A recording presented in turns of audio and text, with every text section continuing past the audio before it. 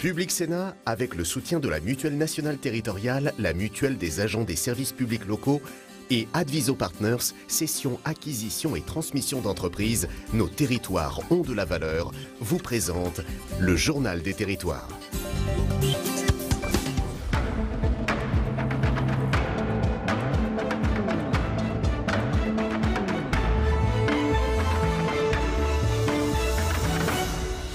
Bonjour à tous et bienvenue dans notre émission avec la presse quotidienne régionale, les télés locales de France et le réseau Via Télévision, les Indes radios, 130 radios qui sont réparties sur tout le territoire français avec TV5 Monde. 3 parties dans cette émission, dans un instant le JT des territoires que je vais vous présenter, puis l'invité politique de Territoire d'Info en direct sur ce plateau tout à l'heure. C'est Stanislas Guérini, le nouveau délégué général de La République En Marche qui sera notre invité. Enfin l'actualité parlementaire et politique en fin d'émission. Tout de suite c'est le JT des territoires, je vous y retrouve dans un tout petit instant. On commence ce journal avec la Loire-Atlantique qui ne sera pas bretonne, en tout cas pour l'instant. Plusieurs associations souhaitent le rattachement du département, invoquant des raisons culturelles mais aussi historiques. Et hier, le conseil départemental a dit non. Malgré ce vote, les élus locaux se sont prononcés en faveur de l'organisation d'un référendum. Explication avec Frédéric Laussan, notre partenaire de Télé-Nantes sur place. Rarement un vote n'a suscité autant d'interventions dans l'hémicycle. Après 2 heures de débat, les élus du département ont voté contre le rattachement de la Loire-Atlantique à la Bretagne. Principal argument, dans l'Ouest, il faudrait plutôt une super région en fusionnant les Pays de la Loire et la Bretagne. Je crois, moi, en la force des coopérations qui nous lient aujourd'hui entre la région Bretagne et les Pays de la Loire. S'il y a bien 2 régions qui pourraient être fusionnées quand on voit ce qui se passe par ailleurs dans les fusions de régions, c'est bien la Bretagne et les Pays de la Loire. Je crois qu'on a tout intérêt à unir, là encore, nos forces plutôt que nous diviser pour pouvoir être en mesure d'assurer, d'avoir un poids suffisant dans le cadre de la compétition mondiale, car c'est le cas, et à tout le moins européenne, ce qui est une évidence. En revanche, les élus se prononcent en faveur d'un référendum. Pour eux, c'est à l'État de l'organiser. Les regards se tournent à présent vers le gouvernement. Je crois véritablement que nous avons ouvert ce matin une brèche pour que nos législateurs, pour que le gouvernement s'empare de cette question qui aujourd'hui est posée sur les territoires de l'ouest de la France. Donc là, c'est un peu un test. Si Édouard Philippe dit non à une demande aussi massivement exprimée par 105 000 citoyens de Loire-Atlantique, par le conseil départemental à la quasi-unanimité, ça serait totalement incompréhensible. À l'issue du vote, déception du côté de Bretagne Réunie. L'association aurait préféré une consultation lancée par le département sans attendre la position de l'État. Et on en vient aux conséquences de la crise des Gilets jaunes. Beaucoup de radars fixes, vous le savez, sont endommagés ou détruits par les manifestants. Exemple en Bretagne, où 130 appareils auraient été détruits. C'est un reportage de Julie Sicot pour TBO, la chaîne du groupe Le Télégramme. Si les préfectures refusent de communiquer les chiffres précis pour éviter la surenchère, sur le terrain, il est vite possible de constater les radars vandalisés ou détruits. Le Finistère, qui compte le moins de radars fixes de la région, est très touché. Les 3/4 des 18 radars du département ont été soit tagués, incendiés ou bâchés depuis la mi-novembre. Dans le Morbihan, la moitié des 26 radars ont été détériorés. Depuis la mise en place du 80 km/h, on a quand même constaté une nette tendance à s'en prendre au radar, souvent d'un coup de peinture pour masquer la vitre. Mais depuis le mouvement des Gilets jaunes, là, on a changé de dimension, on est vraiment dans de la dégradation pure et simple. Des dégradations qui ont un coût, environ 500 € après des tags et entre 60 000 et 200 000 € pour remplacer un radar fixe. Les réparations avaient déjà coûté plus de 9 millions d'euros en 2017. La facture pourrait donc être plus élevée en 2018. Il y a des entreprises qui ont un contrat avec l'État et qui font ça alors plus ou moins rapidement. Là, ils ont été quand même pas mal débordés ces derniers temps, mais on sent que depuis une bonne semaine, il y a une réelle mobilisation parce que les réparations légères sont faites très très vite. Ces radars détériorés pourraient être remplacés par les radars tourelles, des appareils plus performants qui ne verbalisent pas seulement la vitesse. 400 ont été commandés et seront installés en 2019. Voilà, ils peuvent aussi être nos amis. La technologie ne connaît pas de frontières à présent. Technobot est un concours entre collégiens de plusieurs pays frontaliers.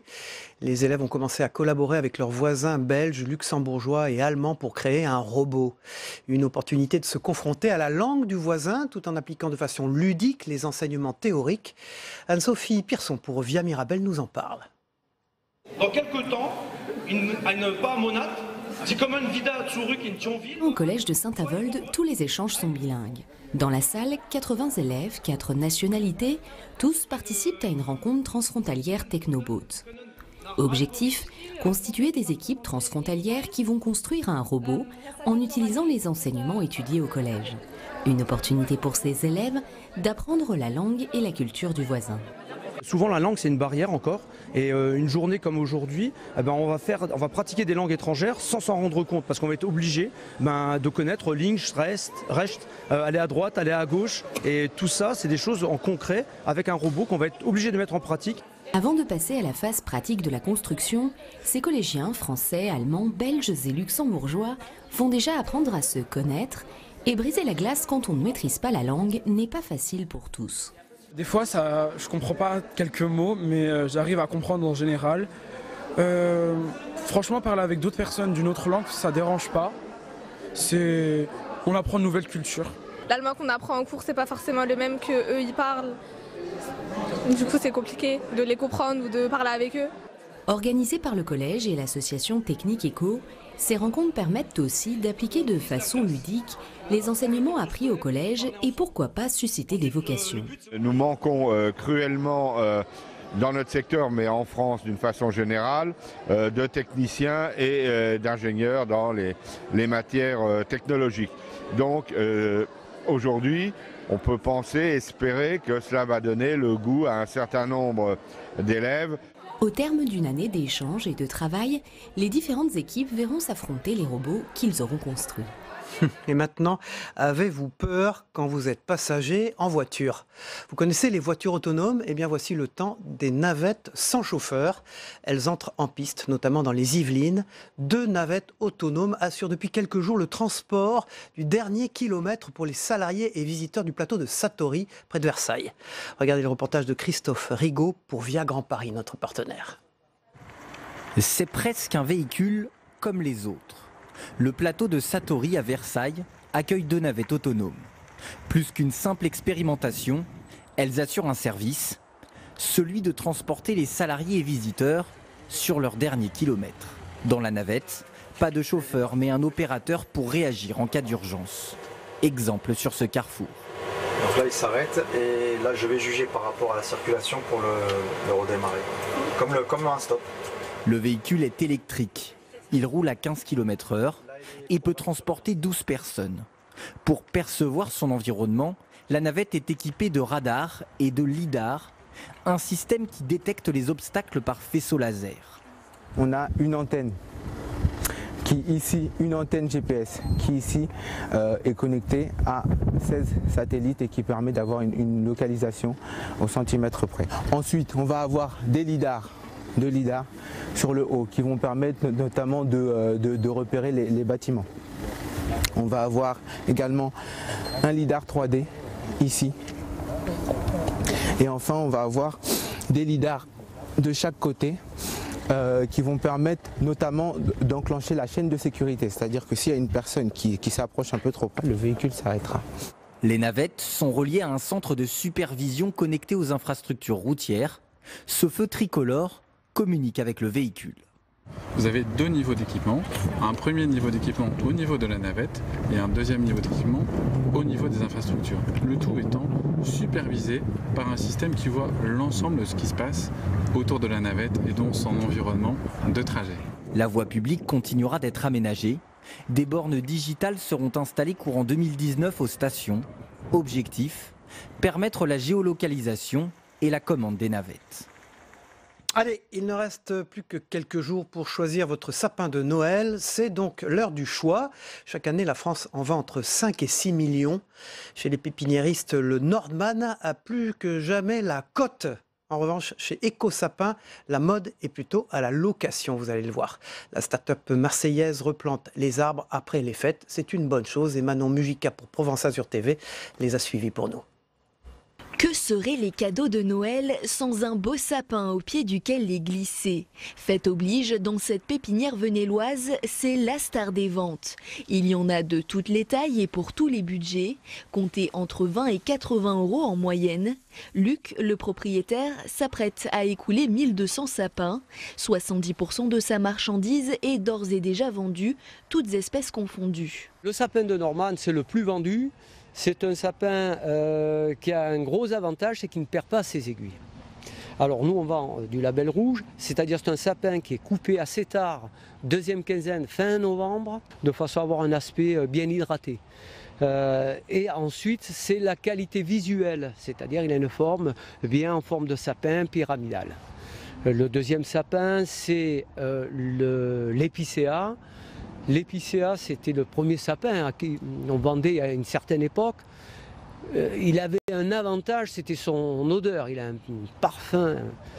Mais son inconvénient, c'est qu'il perd ses aiguilles. On ne peut vraiment le décorer que 5 jours, une semaine avant la Noël. En France, entre 5 et 6 millions de sapins sont vendus puis jetés après les fêtes.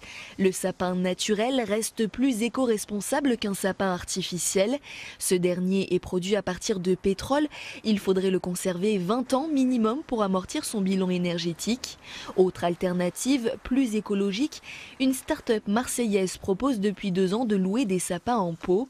Ils sont livrés en décembre et récupérés en janvier directement chez le client. Des sapins qui seront ensuite replantés dans les Alpes. Et l'idée, c'est de les réutiliser au bout de 2, 3, 4, 5 ans. Ça dépend de comment on reprend le sapin, puis on le laisse un peu reprendre.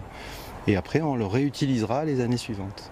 Selon la taille, comptez entre 79 et 99 € pour un éco-sapin. Voilà, la chaîne Azur TV, dirigée par Hervé Reynaud. Voilà, dans un instant, c'est les unes de la presse quotidienne régionale, mais également certains sites numériques de celle-ci. A tout de suite. Bonjour Saveria, merci d'être là ce matin, avant qu'on vous retrouve pour la troisième partie parlementaire de cette émission. À la une de Sud-Ouest aujourd'hui, question importante, comment reprendre la main ? Emmanuel Macron ne se rendra pas à Biarritz aujourd'hui pour lancer la présidence française du G7. Il organise à la place une réunion sur la grande consultation prévue pour sortir de la crise des Gilets jaunes avec les ministres concernés à l'Elysée. La méthode sera-t-elle suffisante pour réconcilier les Français avec leur président après plusieurs semaines de crise intense des Gilets jaunes? Pour l'instant, eh bien, sa popularité est en baisse. Le chantier des réformes est lui colossal. Pour le chef de l'État, il y aura bien un avant et un après Gilets jaunes. Si ces annonces doivent être entérinées cette semaine, Emmanuel Macron veut surtout écrire un nouveau départ et rebâtir un roman national. À la une de l'Indépendant de Perpignan, Vinci, la société Vinci voit rouge ce matin. Après la crise, l'addition, Vinci va envoyer une facture aux automobilistes passés pendant les opérations péage gratuit des Gilets jaunes. L'entreprise va identifier les véhicules passés sans payer à l'aide des caméras de surveillance qui étaient installées sur les péages. Le groupe estime à plusieurs dizaines de millions d'euros le montant des dégâts sur l'ensemble du réseau. Pendant les manifestations des Gilets jaunes depuis un mois, près de 250 sites ont été impactés par les actions des manifestants. Cette nuit encore, le péage de Bandol a été incendié. L'autoroute A5 est fermée dans les deux sens. Et je le disais, les versions numériques également, à lire dans la version donc numérique de Nice Matin, rédaction dirigée par Denis Caro, la mobilisation des policiers. Après les gilets jaunes et les lycéens, c'est au tour des policiers. Un syndicat appelle à une journée noire demain et demande aux policiers de ne pas sortir des commissariats. Il réclame notamment un retour sur investissement après un mois de mobilisation des Gilets jaunes et de gestion de la menace terroriste. Les syndicats sont reçus aujourd'hui, place Beauvau, par le ministre de l'Intérieur, Christophe Castaner. Toujours version numérique, celle des dernières nouvelles d'Alsace, la fin du suspense pour Florange. Les hauts fourneaux ne redémarreront pas à Florange. ArcelorMittal annonce l'arrêt définitif de ces hauts fourneaux. Le groupe confirme ne pas vouloir y relancer la production d'acier liquide, l'acier brut. Alors ça ne répondrait à aucune logique économique rationnelle et pérenne. Le géant mondial de la sidérurgie les avait déjà mis sous cocon depuis 2012. Le site emblématique continuera cependant à produire des produits finis d'acier. Le groupe y a investi 300 millions d'euros. C'est plus que prévu. ArcelorMittal promet 22 millions d'euros supplémentaires. Aujourd'hui, 2300 personnes continuent de travailler sur le site de Caen. Et puis vous l'avez vu dans le journal des territoires tout à l'heure, il y avait un sujet de nos partenaires de Télé-Nantes là-dessus. On termine avec Presse Océan, qui est le grand quotidien régional de cette région. Non à la Bretagne ce matin. Une pétition de 100 000 signatures n'y a pas suffi. C'est ce qu'explique Presse Océan ce matin. Le conseil départemental de Loire-Atlantique a voté hier contre le rattachement du département à la Bretagne. Un sujet qui avait été soulevé par plusieurs associations qui militaient pour le rattachement du département, invoquant des raisons culturelles mais aussi historiques. La Loire-Atlantique demande maintenant à l'État d'organiser un référendum sur le sujet dans les 2 régions concernées, c'est-à-dire les Pays de la Loire et la Bretagne. Merci beaucoup Saveria. On vous retrouve pour la 3e partie parlementaire de cette émission. À tout à l'heure. On passe au Club de la Presse dans un tout petit instant. À tout de suite. Bonjour Sébastien Fournier, vous dirigez Objectif Métropole de France, un trimestriel, merci d'être sur ce plateau. Et bonjour Luc Laventure. Bonjour Cyril. Vous dirigez Outre-mer 360, une télévision et un site internet consacré aux Outre-mer. Ils sont plusieurs. C'est la multiplicité, c'est la complexité des Outre-mer. Absolument, merci d'être là ce matin. On va faire tout à l'heure avec vous un point sur ce qui s'est passé dans les Outre-mer cette année, puisque nous sommes déjà en fin d'année. On va parler du grand débat national avec 4 thèmes, Sébastien Fournier et Luc Laventure, pour animer cette concertation. Tout d'abord, la question qui se pose, c'est pourquoi ce grand débat, Sébastien Fournier ? Pourquoi ce grand débat ? D'abord parce qu'il y a des revendications, les Gilets jaunes, qui souhaitent en effet avoir des réponses de la part des pouvoirs publics. Alors, les sujets qui sont sur la table... Donner la parole aux Français, c'est le leitmotiv depuis qu'on a annoncé ce grand débat. Oui, donner la parole. Depuis le début, on voit bien dans cette crise que les Français ont l'impression, enfin les Gilets jaunes, une partie des Français ont l'impression que leur parole est confisquée, qu'ils n'ont pas le droit au débat. Donc voilà, je crois que l'exécutif a souhaité lancer cette concertation, leur donner la parole. C'est plutôt une bonne chose, mais les sujets, on les connaît, ils sont sur la table depuis un certain temps. La fiscalité, bien entendu, les injustices fiscales. Alors, il y a des sujets très pragmatiques. Comment accompagner les Français dans leur vie quotidienne pour se loger, se déplacer, se chauffer. C'est des thématiques dont ont beaucoup parlé les Gilets jaunes, évidemment. Bien sûr. Et puis, c'est des sujets qui sont vraiment des sujets de territoire. Du quotidien. Du quotidien, exactement. La fiscalité aussi. La fiscalité, bien entendu. Très important. Le consentement. Plus juste, plus efficace, plus compétitive. Et le consentement à l'impôt. Pourquoi je paye des impôts et à quoi ça sert ? Comment faire évoluer la pratique de la démocratie, la citoyenneté, Luc Laventure ? Alors on peut dire que les Réunionnais sont un petit peu en avance sur tout cela parce que les Gilets jaunes qui ont une poussée de fièvre à la Réunion, il ne faut pas oublier que ça a duré quand même plusieurs semaines avec des points de tension importants. On se rappelle du voyage, du déplacement de la ministre. De la ministre qui a fait baisser un petit peu la fièvre. Eh bien, les Gilets jaunes ont demandé de créer un comité consultatif citoyen. Ça commence à prendre forme cette semaine, c'est important. Qu'est-ce qu'ils demandent ? Ils demandent plusieurs choses. Ils demandent d'abord la transparence et puis la discussion avec les maires, les députés, enfin avec leurs représentants. Ça veut dire qu'effectivement, on donne le ton, on donne le là sur cette façon, sur cette nouvelle concertation. J'allais dire sur cette nouvelle démocratie à laquelle nous sommes habitués. On parle de palabres souvent, mais je pense que ça a du sens. Et on le voit avec ce qui s'est passé en Nouvelle-Calédonie. 30 ans de négociations qui débouchent sur quelque chose qui est un référendum réussi. Et je pense que c'est important. Vous voulez dire que la Réunion peut servir de laboratoire ? Pas seulement. Grand débat national. On peut dire les Outre-mer de façon générale. Je viens de parler de la Nouvelle-Calédonie, on peut parler de la Réunion, effectivement. Et puis, on a l'habitude de cela. Souvenez-vous, en 2009, avec Nicolas Sarkozy, après les 44 jours de grève de Guadeloupe et de Martinique, il y a eu ce qu'on appelle les États généraux. Et puis, en 2017, il y a eu également les Assises de l'Outre-mer. Alors, comment faire évoluer l'organisation de l'État, des services publics, pour les rendre plus proches des Français, plus efficaces aussi ? Ça vous concerne beaucoup, Objectif Métropole de France. Vous traitez souvent ces sujets. Oui, totalement. Et c'est dans les territoires que ça se passe, je l'ai dit tout à l'heure. De plus en plus, les politiques de proximité, de déplacement, d'habitat La mobilité, comme on dit. Exactement, la mobilité sont gérées problématique dans les très territoires. importante. Alors de façon très inégale. On le voit bien, on a des territoires qui sont très bien dotés, et puis des territoires qui ne le sont plus du tout, où les services publics disparaissent de plus en plus. Donc là, il y a un vrai Comment ça va travail. s'organiser? Vous avez une idée, monsieur, Alors là, un peu de la manière dont personne ça va ne le se sait. faire? Personne ne le sait. Hein. Au ministère de l'Outre-mer, par exemple, je sais que la ministre a reçu les préfets des différents départements et territoires d'Outre-mer, des différentes collectivités. Ça bruisse. Effectivement, tout le monde se colle sur l'expression du président qui dit on va écrire un roman national. Je pense qu'effectivement, tout le monde rebat les cartes. Oui. Oui, pardonnez-moi. Et puis également, moi, pour avoir consulté les associations d'élus, il n'y en a aucune qui souhaite y aller.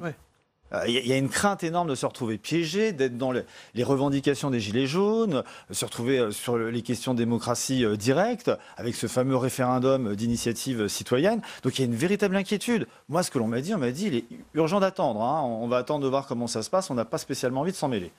Sébastien Fournier, le président de la République, on dit qu'il a la tentation d'aller au contact des maires, de refaire au fond un tour de France, peut-être aussi des Outre-mer, Luc Laventure. J'allais dire qu'avec les maires, c'est en laissant un peu de côté les autres étages. Oui, mais d'abord les maires, parce qu'il faut dire que les relations se sont distendues ces derniers temps. Enfin, il n'y a pas plus d'un mois. Rappelons-le, le président de la République... Ici même. Et le président de la République avait refusé de se rendre, alors qu'il s'y était engagé, refusé de se rendre au Congrès des maires. Ici même au Sénat. Exactement. Il les avait d'ailleurs reçus, les édits, les avait reçus à l'Élysée. Aujourd'hui face à ce changement d'attitude totale? C'est wait and see. Hein. On attend de voir un peu comment ça se passe. Je crois qu'ils sont quand même assez prudents. C'est pour ça d'ailleurs qu'ils ne veulent pas trop s'engager là-dedans. Ils veulent voir un peu comment l'exécutif et puis aussi la commission du débat Commission nationale du débat public. Du débat public, voilà. Alors, présidée par Chantal Joanneau. Exactement. Écoutez, moi je sais strictement rien et c'est vrai que je pense que vous, c'est pareil. On ne sait absolument pas comment les choses vont se passer. On attend de voir. Je ne suis pas certain, honnêtement. Il y a des discussions tous azimuts. Ouais, je ne suis pas certain que ça va donner quelque chose. On va voir. Il faut quand même aller vite parce qu'il y a un deuxième thème dans l'actualité. Je voulais que vous nous en parliez ce matin. Ce sont les syndicats de policiers qui appellent aussi à la mobilisation. Donc là, au fond, les mécontentements révélés par la crise des Gilets jaunes peuvent faire tache d'huile, Luc Laventure. On peut dire ça parce que les policiers représentent effectivement quelque chose, enfin une image très forte. C'est-à-dire, et à propos d'image, il y a cette photo de cette gendarme qui se trouve face à des femmes au sein nu. Effectivement, c'est à la fois, non pas la confrontation, mais la juxtaposition de plusieurs images. Et effectivement, le policier, c'est quelqu'un qui ne touche pas beaucoup d'argent, donc qui peut... dont l'image peut s'associer à celle des Gilets jaunes et qui représente quand même le rempart contre n'importe quoi. Et effectivement, le fait de demain et le fait que le ministre Castaner les reçoive, ça peut déboucher sur quelque chose de positif. Alors, ces élus qui avaient hier la désagréable impression d'être pris pour quantité négligeable font l'objet aujourd'hui d'une attention toute particulière. Le président de la République serait-il converti à la cause territoriale? Vous posez la question dans ce papier d'Objectif Métropole. Alors, selon vous, est-ce que le président de la République est converti et définitivement converti? Je ne pense pas. Je ne pense pas. Contrairement à ce qu'on a pu voir durant la campagne présidentielle, je ne pense pas que le président de la République soit vraiment le grand décentralisateur. Je ne suis pas certain. Et vous, Luc Laventure, juste, je vous interromps, mais vous, rapide. Je pense que l'image jupitérienne du président va lui coller à la peau en permanence. C'est une étiquette qui lui colle en effet à la peau, comme j'ai pu l'écrire, comme un sparadrap rebelle. Tout à fait. Monsieur Tati. Exactement, Monsieur Tati, en effet. Alors, c'est pas un grand décentralisateur. D'abord, il n'a jamais été élu local, on l'a déjà dit ici sur ce plateau. Et la deuxième chose, c'est vrai qu'il se méfie, on l'a dit aussi, il se méfie beaucoup des corps intermédiaires. Mais il se méfie non pas parce qu'il conteste finalement cette idée qu'il pourrait représenter une partie de la population, c'est parce que lui a fait le pari depuis le début d'être en lien direct avec avec le corps électoral. C'est pour cette raison, je ne crois pas qu'on va avancer d'un une espèce de bunkérisation également du système. Ah bah ça c'est de la technostructure. Un mot sur ce qui peut aider quand même à ce dialogue, ce sont ces fameux cahiers de doléances pour participer à ce débat national. Moi, j'ai vu un extrait ce matin dans la Gazette de ce qui se passe à Conflans-Sainte-Honorine, qui a longtemps été la ville de Michel Rocard. Oui. Ceux qui sont assez âgés pour s'en rappeler sur ce plateau le savent. Voilà, cahier de doléances, c'est valable pour moi aussi, est disponible donc en mairie depuis quelques jours. Ça marche très bien. Hein. D'ailleurs, je voulais dire, ouais, ça marche, oui, plutôt pas mal. Michel Rocard qui disait, j'ai beaucoup plus appris en étant maire de Conflans-Sainte-Honorine qu'en tant qu'inspecteur général des finances. Hein. Et Michel Rocard qui a appris également avec la Nouvelle-Calédonie la notion justement de la distance. Évidemment. Et donc ces cahiers de doléances, très vite parce qu'il reste quelques secondes. Ces cahiers de doléances, c'est les maires ruraux surtout et puis des villes un peu mais les petites, citoyens, on peut y aller en mairie nous aussi. Oui, c'est ce que Saint-Étienne l'a fait. Gaël Perdriau, le maire de Saint-Étienne, a également ouvert sa mairie pour recueillir les revendications des Français. Mais est-ce que ça va mener à quelque chose ? Je ne sais pas. Il faut voir un peu comment les choses vont se passer dans les prochains jours. Merci beaucoup Sébastien Fournier. Objectif Métropole de France avec votre papier sur la crise des Gilets jaunes qui, au fond, va aider le Président de la République à essayer de reconnecter. C'est le sens de votre papier. Luc Laventure, merci. On vous retrouve évidemment régulièrement sur ce plateau pour nous parler des Outre-mer. Et puis un très intéressant dossier sur l'open data dans l'Objectif Métropole de France. Nous recevrons d'ailleurs mercredi Axel Lemaire. Ça sera sa première intervention à la télévision. L'ancienne secrétaire d'État au numérique du président François Hollande. Voilà. Merci beaucoup, messieurs. La météo des territoires, le temps qu'il fait en France, et Luc Laventure, pour vous spécialement, le temps qu'il fait aussi dans les départements français d'Amérique, de l'océan Indien, du Pacifique et des Caraïbes. Merci, à tout de suite. Parfait. La météo vous est présentée par l'Assemblée des départements de France.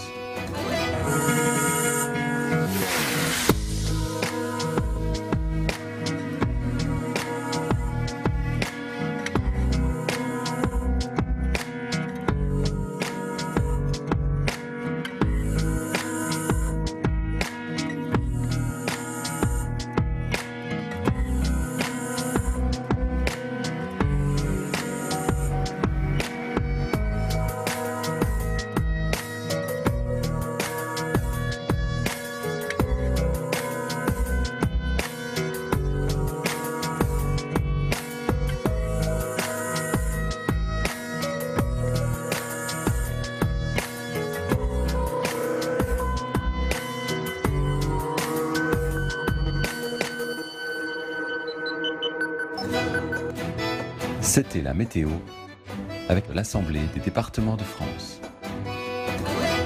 Voilà, avant de recevoir notre invité politique en direct sur ce plateau, dans un instant, Stanislas Guerini, le délégué général de La République En Marche. Nous allons faire le tour du monde, regarder ce qui s'est passé ces dernières heures dans le monde avec la rubrique Le Zap Monde, à commencer par les élections en République démocratique du Congo. C'est la dernière semaine de campagne électorale pour les élections présidentielles.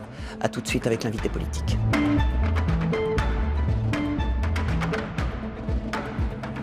Public Sénat, avec le soutien de la Mutuelle nationale territoriale, la Mutuelle des agents des services publics locaux et Adviso Partners, cession, acquisition et transmission d'entreprises, nos territoires ont de la valeur, vous ont présenté le Journal des territoires.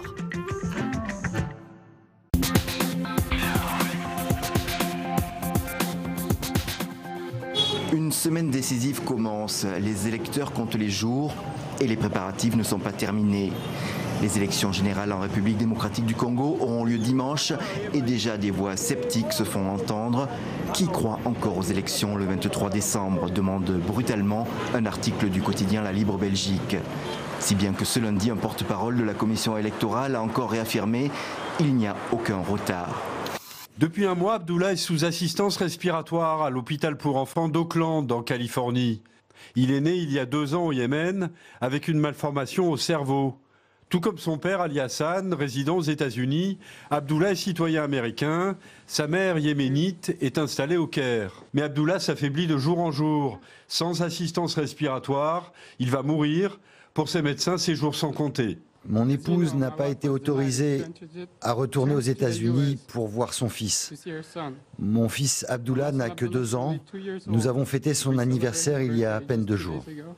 La mère d'Abdullah ne peut pas venir aux États-Unis en vertu du décret anti-immigration instauré par Donald Trump, et ce, malgré l'urgence et la gravité de la situation.